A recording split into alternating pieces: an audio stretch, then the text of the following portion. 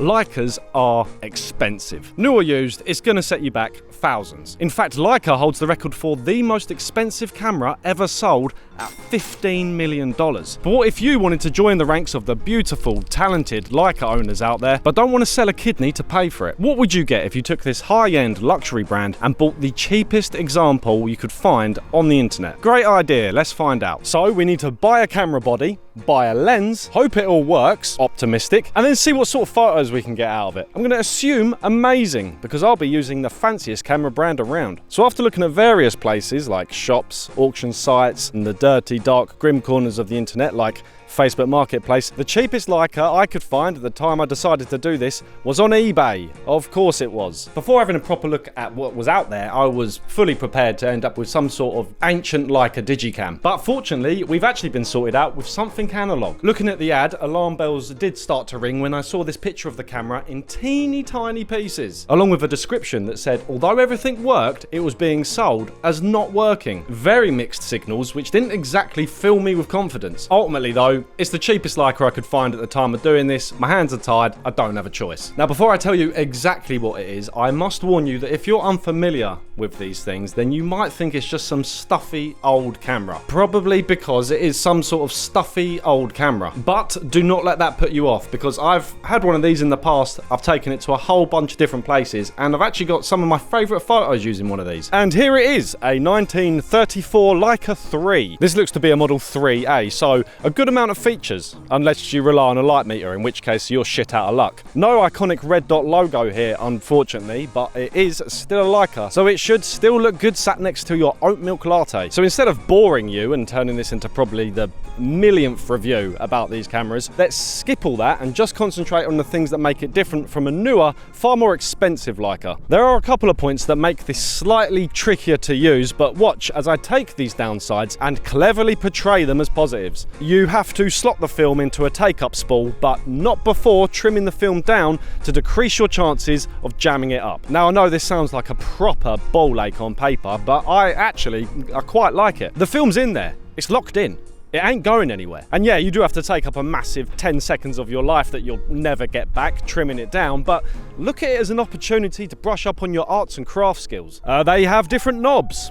Long and thin and short and fat. I mean, really, I think this just boils down to personal preference, to be honest. The viewfinder is tiny, which is probably everyone's biggest gripe with this camera. But then again, so is the viewfinder on some really expensive point and shoots, and we're happy to pay out the arse for those. Think I'm probably clutching at straws of that argument. The rangefinder window for focusing is in a separate window. I'm not even going to try and make this one sound good. It does take some getting used to, and this one's like staring through the eye of a needle covered in Vaseline. It has a film counter that you have to manually reset, but then again, so does the Leica M2, and pound for pound, that's the best Leica. Genuinely interested to see how that opinion goes down. And then obviously, probably the biggest one, the lens mounts. This is an M mount, and the one that we have is a Leica thread mount. It's a screw mount. So we're gonna have to find the cheapest one of them as well. Now there is one thing about this Leica that's been bothering me, and that is the engraving. It's shallow and hard to read. And if it's hard to read, how will everyone know that I'm shooting a Leica? No, that's not the issue. The issue is that after World War II, the Soviet Union and others took these Leicas and copied them. And then later down the line, some crafty individuals took these clones and turned them into Leica replicas in hopes of making some money off some unsuspecting buyer. So here's this one with a sketchy looking engraving, and it looks like it's been messed with a bit. Have I been conned? Well, to help me work out whether this is a fake Leica or not, I got some help from this week's sponsor, Milanote. Milanote is a free and easy to use tool to help you get your ideas or projects out of your head and onto a visual board. There's quite a lot of information to digest when trying to spot a fake Leica, but with Milanote it's really easy for me to add some photos of my Leica and copy Leicas onto a board, as well as adding notes to go with them. Things like the differences in the viewfinder surround and how Leica copies have different shaped rangefinder cams. Milanote lets you add lots of elements to your board, like a check or a to-do list. For example, this one that I made to tick off features of my camera as I go through them, as well as links to external sites so I can keep track of information made by people that have way more idea about these Leicas than I do. And you can create subboards to keep everything nice and tidy and dive deeper into your chosen subject. Like this one that I made that just concentrates on looking at the internals of these Leicas and their replica counterparts. Obviously, Milanote isn't just for spotting fake Leicas. It's super useful for planning trips, projects, shot lists, storyboards. To be honest, I think you could probably use it for just just about anything. And to help you, they have templates that cover a massive amount of subjects, from logo design all the way to DIY restoration projects. And of course, a load of photography boards to help you with your shoots. You can also share your boards with other people you might be working with, making collaboration that much easier. So after using my board to compare this Leica to other dodgy reps, I'm confident that this is the real deal. A big thanks to Milanote for not only sponsoring this video, but also introducing me to a tool that I will 100% be using in the future. And if you want to try Milanote for yourself, you can sign up for free by using the link in the description. Right,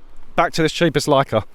So, how much was the cheapest Leica? I think the best way to get a good deal is to do absolutely nothing. The best deals come to you when you're just in the right place at the right time. Something that's a little trickier to do on the internet. If someone is competent enough to list something for sale on the World Wide Web, chances are they have enough cognitive brain function to look up how much it's worth. So, although this is by no means deal of the century, we managed to come in under £100. 1 penny under £100. £99 and 99p, which is pretty good if this thing works. And this camera did work for about 4 seconds. After firing it a couple of times, the problem started rolling in thick and fast. The shutter has a nasty habit of jamming up, seemingly completely at random, and also the shutter speeds are really sluggish, or so I thought. Obviously, I wasn't surprised by any of this. If you go to the circus, you can't really be annoyed if you see a clown. Now, I'm not a Leica repair technician, but I do own a really small screwdriver. So in the spirit of keeping this cheap, we're not going to do the sensible thing and pay someone to repair this camera. Instead, we're going to crack this sucker open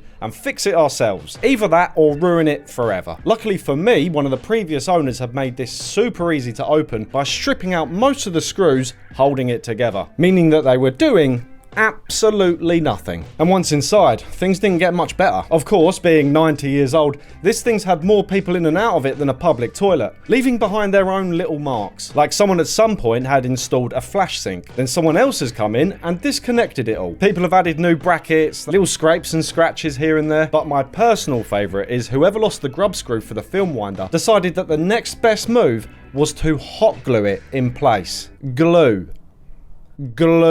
They didn't stop there though, because they had also rounded out the grub screw for the shutter speed dial. So where I thought the shutter speeds were completely off, they're actually not too bad. The trouble is that the dial isn't matching up with what the shutter is actually doing. So all the really fast speeds are located in this blank void, and you have to locate them like some sort of master safecracker. B isn't bulb mode anymore. No, it's 1/1000th of a second. No idea where bulb mode's gone. I did find it once, but it has since buggered off. So after having a tidy up, removing some big bits of matter and what looked to be blue pubes, I put it all back together, and you know what? We were up and running. I mean, the shutter does feel like you're beating a wet cake with a fistful of spaghetti, but even though it's completely gutless, it's not jamming. We can't take photos just yet, because now we need a lens. So again, Leica lenses, very expensive. My wallet has dodged a bit of a bullet with this being a screw mount, but it still has the potential to kick me right in the monies. So after searching the internet, it turns out, once again, that the cheapest Leica lens was on eBay. It's almost like that's where everyone gets rid of their worthless, unwanted crap. This isn't a lens I would usually consider getting, but in a backwards kind of way, I'm glad this challenge has forced my hand into getting one. This is a Leitz Elmar 9cm. Yeah, 9cm, not 90mm. The focal length measurement alone gives an indication that this thing is well on its way to being considered an antique. That and the fact it looks like it spent the last 90 years buried beneath the earth. But this is a Leica product, so it's not haggard, no.